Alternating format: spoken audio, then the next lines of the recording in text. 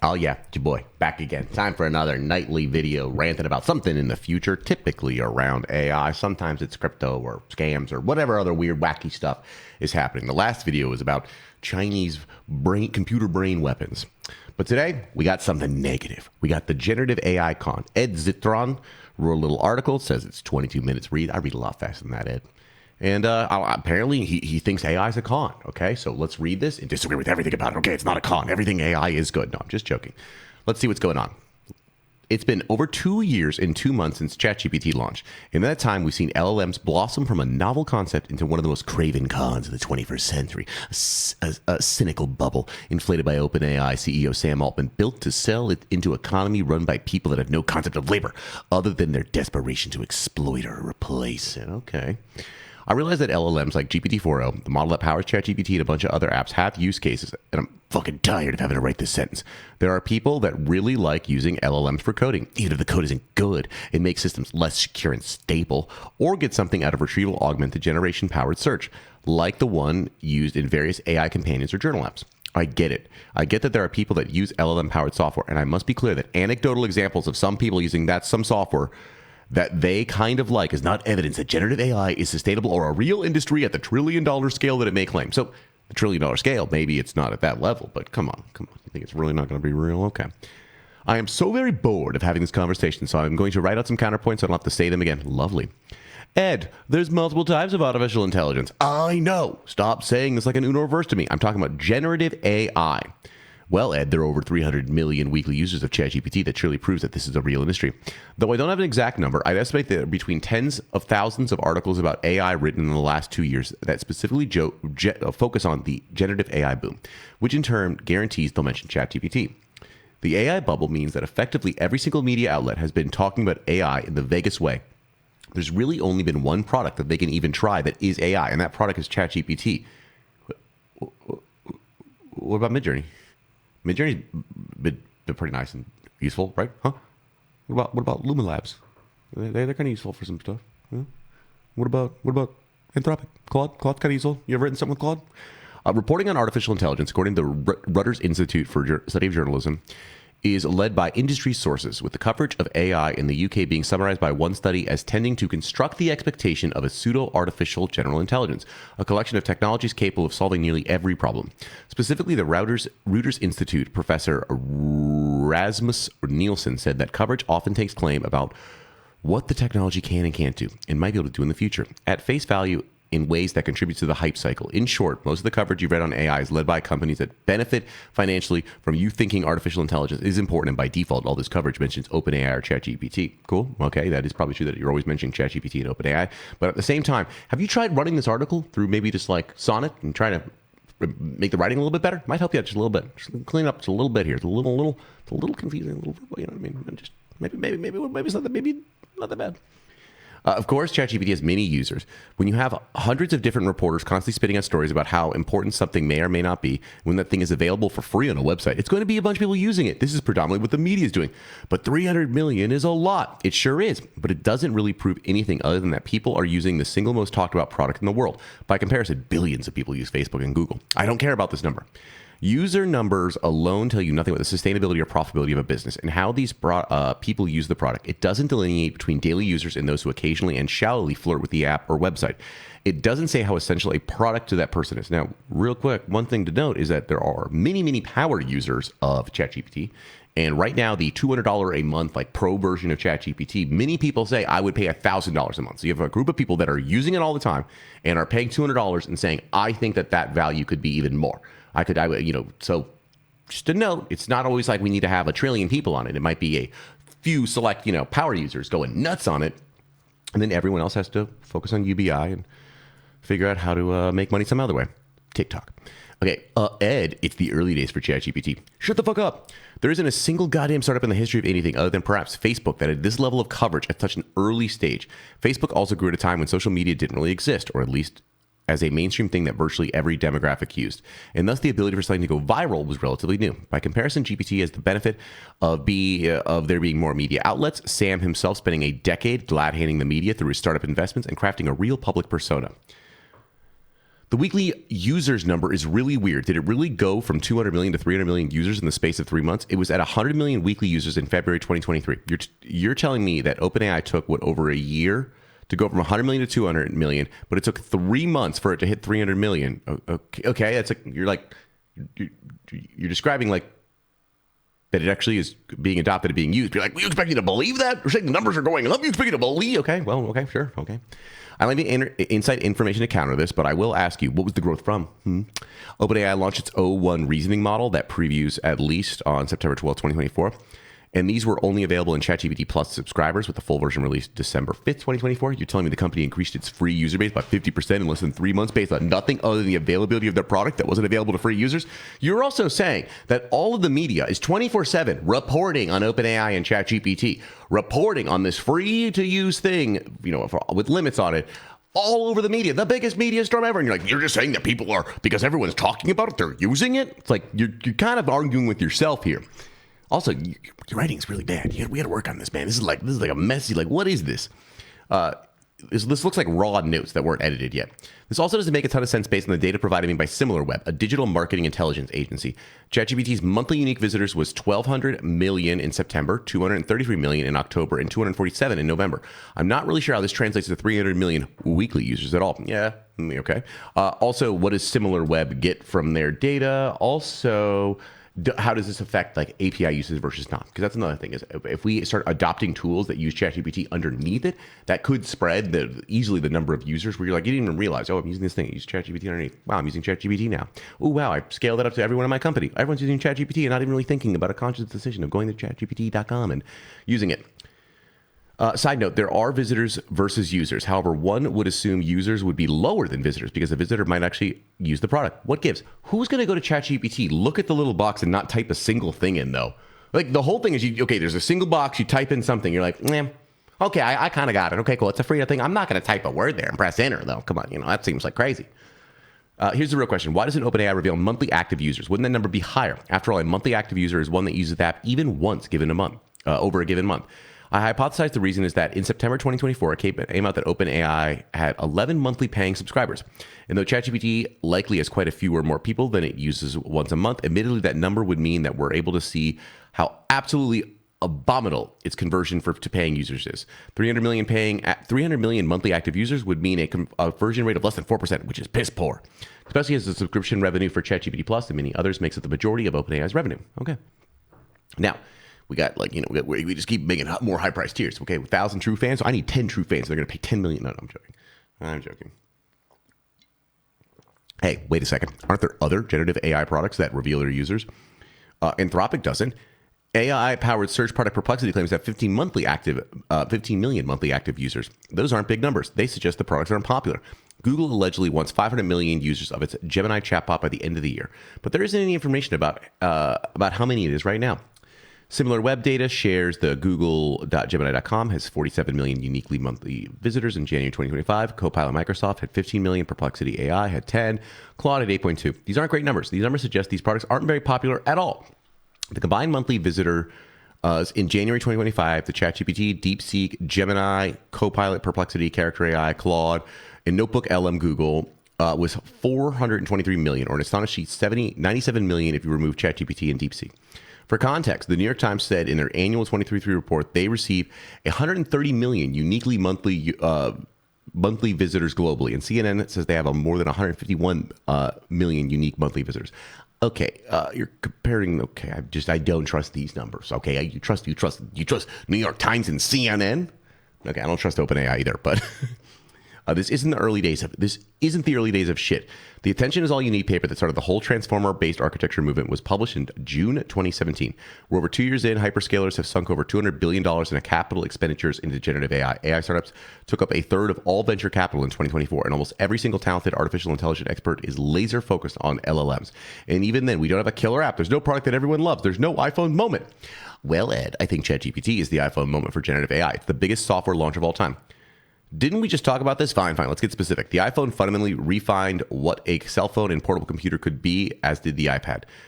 creating entirely new consumer and business use cases almost immediately. Cloud computing allowed us to run distinct applications in the cloud, which totally refined how software was developed and deployed, creating both entirely new use cases for software as compute requirements moved from the customer to the provider, an entirely new cloud computing industry that makes hundreds of billions of dollars a year. So what exactly has generative AI done? What are the products? No, really. Where are they? What's the product you use every day or every week that uses generative AI that truly changed your life? ChatGPT, DeepSeek, Claude. I use all those every single day, all day. Those are the ones. Those are the ones. That makes my life so much easier. Every single day is a huge, what do you, has Ed never tried to use ChatGPT, or he tried 2.5 and was like, guys, this is not that good. Guys, this is a fake industry. What are you talking about, bro? You could even help this. This is written not that pretty poorly, formatted poorly. You could have just thrown this into O1 and got something a little bit nicer for humans, Let's see. So the answer is not that much. Putting aside the hype, blusterly and ungodly amounts of money, I can find no evidence that these apps are making anyone real money.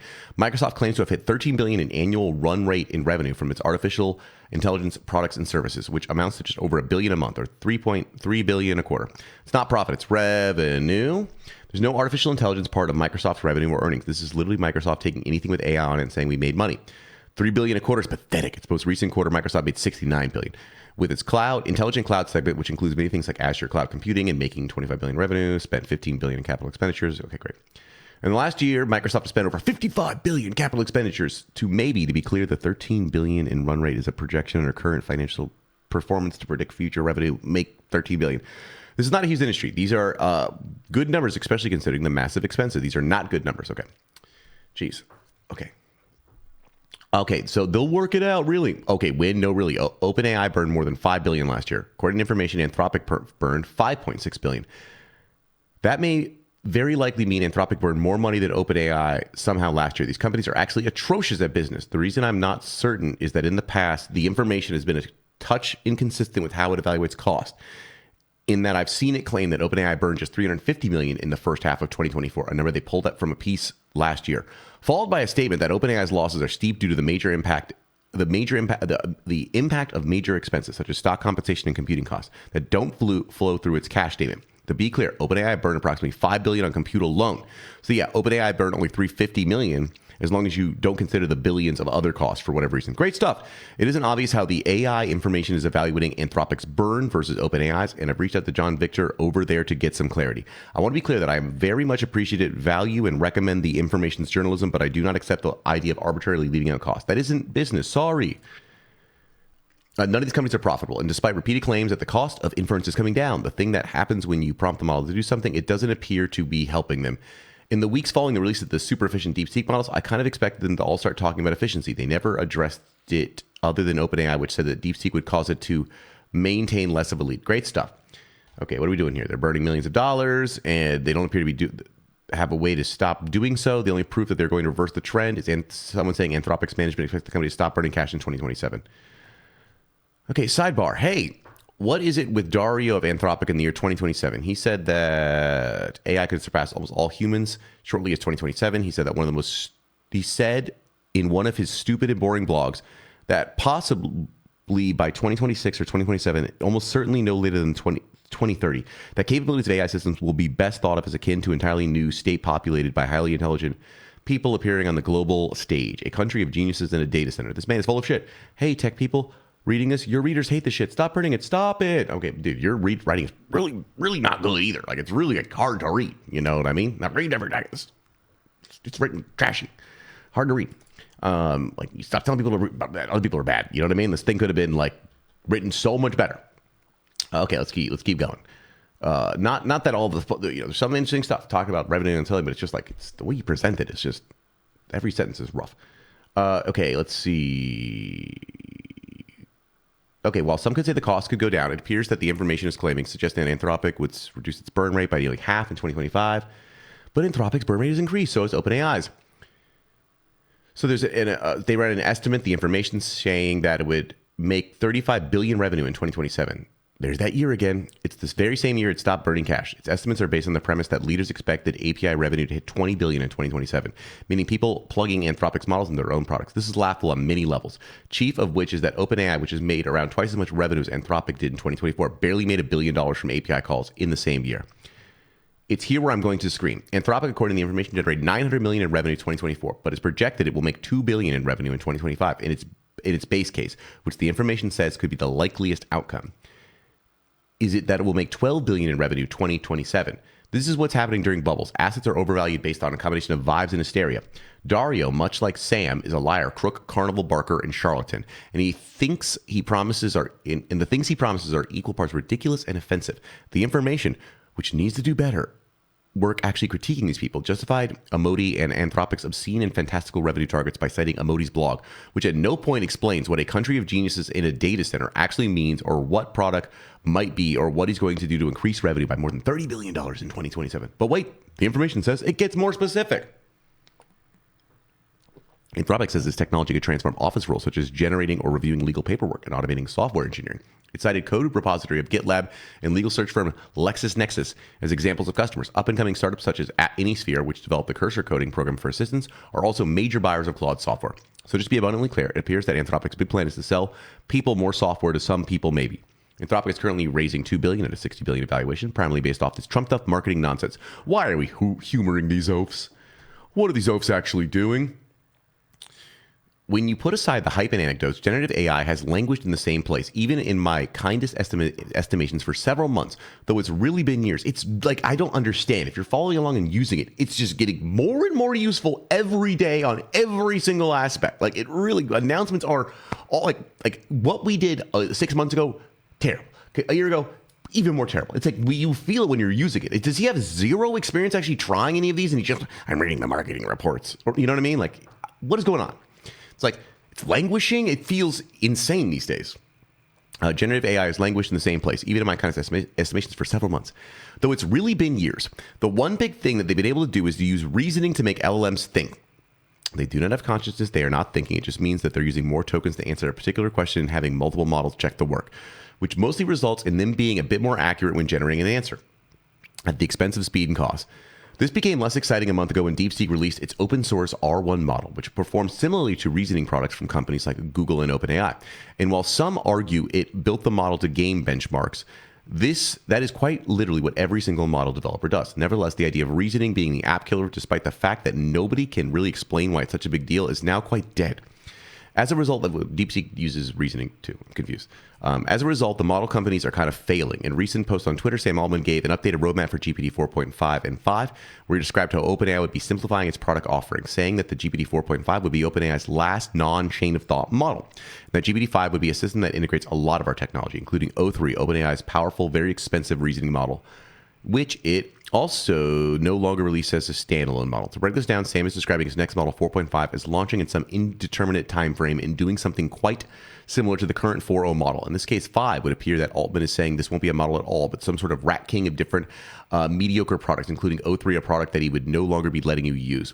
I guess that's the future of this company, right? OpenAI will release models in wait, OpenAI released a new product. It's called Deep Research, which lets you ask GPT to generate a report by browsing the web. This is almost a cool idea. I sure hope that it doesn't make any glaring mistakes and cost a shit ton of money. Anyway, let's go to Casey Newton at Platformer for the review. Generally speaking, the more you already know about something, the more useful I think deep research is. This may be somewhat counterintuitive. Perhaps you expected that an AI agent would be well suited to getting you up to speed to an important topic that just landed on your lap at work, for example. In my early test, the reverse felt true. Deep research excels for drilling into subjects you already have some expertise in, letting you probe for specific pieces of information, types of analysis, and ideas that are new to you. It's possible that you can make this work better than I did. I think all of us will get better at prompting these models over time, and presumably the product will improve over time. Personally, when I ask someone to do research, I don't know what the answers will be and rely on the researcher to explain stuff through a process called research. The idea of going into something, knowing about it well enough to make the researcher didn't fuck something up is kind of counter to the point of research itself. Also, I think this will all get better at prompting, Casey. We're paying them. We're paying them to do stuff for us. Nevertheless, go look up Casey's examples, specifically one on how the Fediverse could benefit publishers. Let's do some research. Despite Newton's fawning praise, the citations in this deep research are flimsy at best. The first and second citations are from an SEO bait article about the Fediverse from a news solutions company called Twite, and is used to define broad cross-platform reach. The next one is from a reputable digital advertising outlet, Digaday, which is used to cite how sites like 401 Media and The Verge are actively exploring the Fediverse to take more control over the referral traffic and on-site audience engagement, which is plagiarized ad verbatim from the Digiday article. After that, the next three citations are posted from Hacker News, a web forum started by Y Combinator. How is this deep research ever? Y Combinator is a lot of people, interesting developers and other people are on Y Combinator having very interesting debates. I find myself when I'm doing research on choosing tech stuff, Y Combinator will often actually have a really, really great group of people who have used it extensively, whatever I'm trying to research, and will have beautiful points of like, hey, if you're doing this, watch it for that. Hey, and then someone will counter back, did you try this? And you can actually learn quite a bit from Hacker News. It's one of the places that is like real practical like knowledge about a bunch of stuff in the world, how it's being used. And it's not just like, here's the blog post, how it works perfectly. You're going to hear someone complain about stuff. So Hacker News is actually very, very, very, very, very useful, even though they're meanies. In fact, this thing hasn't been researched at all across the same paragraphs. Deep research cites the same Digiday article 8 times before it goes back to citing the twice. It also hilariously says that federated posts can simultaneously publish to a website as a toot on federated platforms like Mastodon and Threads. Terms that Mastodon retired 2 years ago. Oh my God, it's out of date. The next 2 citations are about Medium's embrace of Mastodon, following yet another citation by Digiday. Followed by that, Deep Research cites 2 different Reddit posts, a company called Interledger moving to the Fediverse, which reports cites several more times, along with yet another forum post, the very same twite post several times, and then the support documentation for social network Blue Sky several times. I won't go through more of the research paper, citation by citation, but you'd be shocked that it's mostly just twite, Hacker News, and Reddit. For now, Deep Research is only available on GPT Pro, OpenAI's somewhat unprofitable $200 a month subscription, though it's apparently coming to ChatGPT Plus in a limited capacity. Not impressed? What if I told you it's very compute intensive and expensive? On the other hand, the entire thing's on the very edge of comprehensible. Here's a bit underfunding models, membership and donations. A common monetization approach in the Fediverse and across the open web is voluntary support from the audience. Nobody talks like this. This isn't how humans sound. I don't like reading it. I don't know how to say this, but there's something deeply unpleasant about Deep Research reads. It's uncanny valley. If the denizens of said valley were a bit dense and lazy, it's a quintessential LLM copy, soulless and almost but not quite right. Ew. There you have it, folks. OpenAI will also... different topics Deep Research is going to be better at. So something that is like already very well established in the world, maybe you're trying to do some research on chemistry, you know about chemistry, maybe that would be easy if it's some chemistry that's existed for a while. If there's a new concept, the Fediverse, maybe it won't be as good. That definitely a downside, but that makes sense. And you got to try multiple tests for that. You can't just say, I tried doing one thing and I didn't know about it. I'm sorry, I know I sound like I'm a hater, and perhaps I am, but this shit doesn't impress me even a little bit. Well, you created a superficially impressive research project that takes really long and cites a bunch of shit it found online that it makes a little attempt to verify. Instead, report took a while to generate, could only be produced if you pay OpenAI $200 a month, and it costs a bunch of money in compute to make. Deep Research has the same problem as every other generative AI product. These models don't know anything, and thus they do. Even reading and browsing the web is limited by their training data and probabilistic models that can say, this is an article about a subject and posit their relevance, but not truly understand their context. Deep Research repeatedly citing SEO bait, as the primary source proves that these models, even when grinding their gears as hard as humanly possible, are exceedingly mediocre, deeply untrustworthy, and ultimately useless. Furthermore, nothing about these products moves OpenAI towards profitability. In fact, I think they're doing the opposite. Deep Research uses OpenAI's O3 model, which can cost $1,000 a query, okay? And we're citing a Steel Futurism article at $1,000 a query. And that just cannot be true. That cannot be true. I sit there and use like this. They're saying I go right here, right? And I go to O3 Mini High, and I go, what's a cool song? They're saying this cost them $1,000. This cost them $1,000 because I'm gonna bankrupt them. If this costs $1,000, I'm gonna bankrupt them. $1,000 for that? Gotcha. Ooh, Bohemian Rhapsody. Nice. Thanks, guys. Let's see. I imagine these prompts aren't that expensive. They're significantly more than a regular query from ChatGPT. The whole point of hiring researchers so you can rely on their researcher. Deep Research is AI slop of academia. Low-quality research slop built for people that don't really care about quality or substance. Surely if you've engaged enough to spend $200 on the OpenAI subscription and you're aware of Deep Research, you probably know what SEO bait is and can distinguish between low quality and high quality content. If you were presented with a document with such low quality repetitive citations, you'd shred it. And if it was created by an intern, you'd shred them too, or at least give them some stern words of guidance. Let me put this in blunt terms.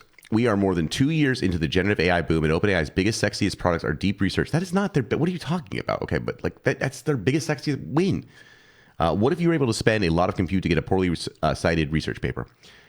As an aside, SoftBank, the perennial money losers that backed WeWork and Wirecard, lost more than $30 billion in the last few years, trying to invest up to $25 billion in OpenAI. Bro, I feel like we gotta use AI. We gotta do you right. Too many words to say very little things. You know what I mean? The AI could help you out a lot, Ed. You could get your point across more. Okay, this is like a lot of words, not a lot of content. Everywhere you look, the media is telling you that OpenAI and their ilk are the future. They're building advanced artificial intelligence that can take human. Like, did you write?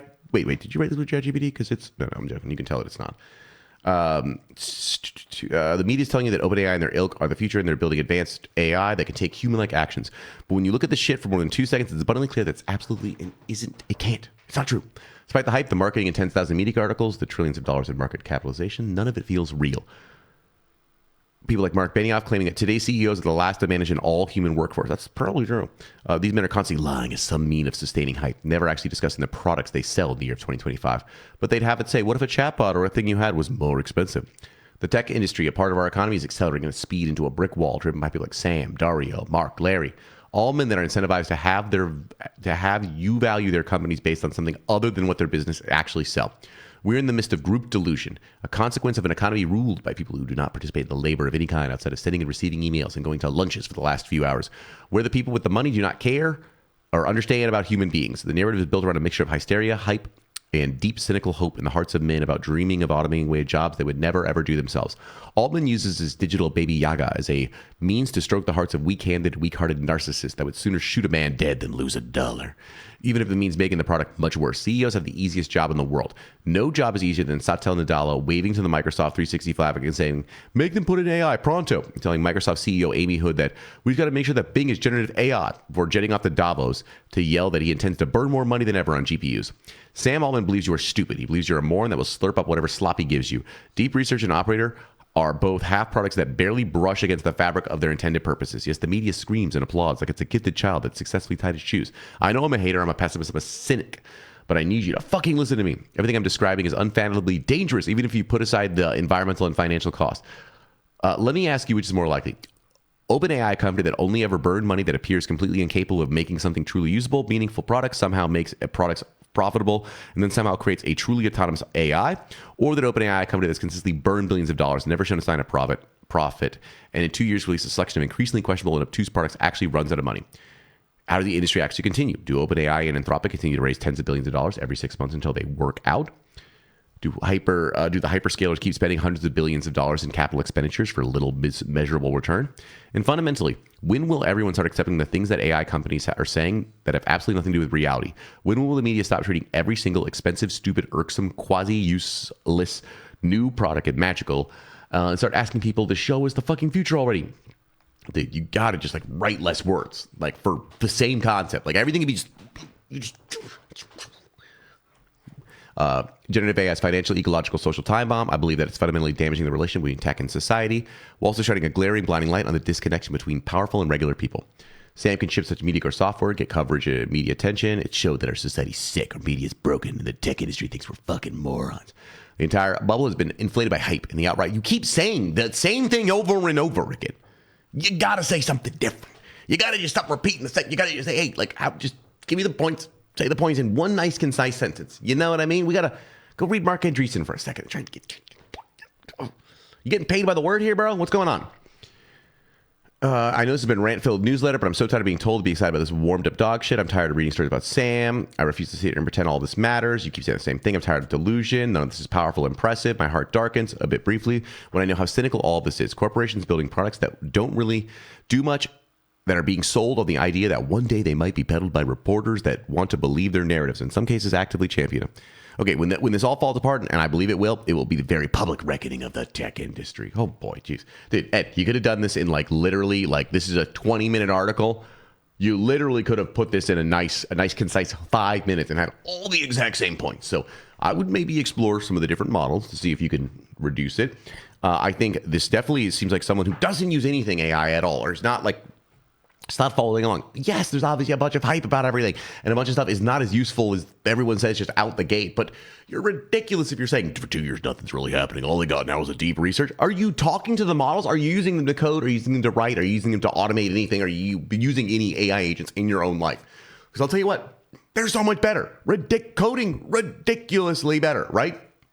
Writing, even like jokes, even like now, making them be a little bit funnier, it's getting better on that like route where it used to be so terrible, and it still is terrible for many of the models. So like, this definitely feels like, Ed's pretty upset, but doesn't sound like someone who is doing anything, I guess, in AI at all. Okay, here's Ed right here. Look, here's Ed. He's a newsletter. He's got his newsletter, guys. He's got a newsletter, which I just read. Better Offline Podcast, which is done by, I think it's like an iHeartRadio. Exactly. Okay, come on, dude. We got this. We got Boomer doing Boomer stuff. Okay, in his podcast, his tech PR firm. Hey guys, we had a tech PR firm, iHeartRadio podcast and a newsletter. So Ed, you might be behind the times a little bit, I would guess. But it is good for us always to read some negative things. Always. I think that is a little bit overblown. Obviously, there's a ton of hype right now. But this is someone who is really, I don't think, using AI really that much. It seems to be. But did pretty good. Look, I got 500 likes at this tweet right here. Nice. Good enough. So I'll be back again. We'll have more videos coming about. We'll talk about the future. It could be crazy positive AI stuff. We'll try and read some negative AI stuff to mix it in here. You want me to talk about anything specifically? Leave a comment. I'll get to it. I got a couple videos I still owe you because I got to do a video every day, and I missed the day because I'm stupid. But don't worry, more videos coming. Bye.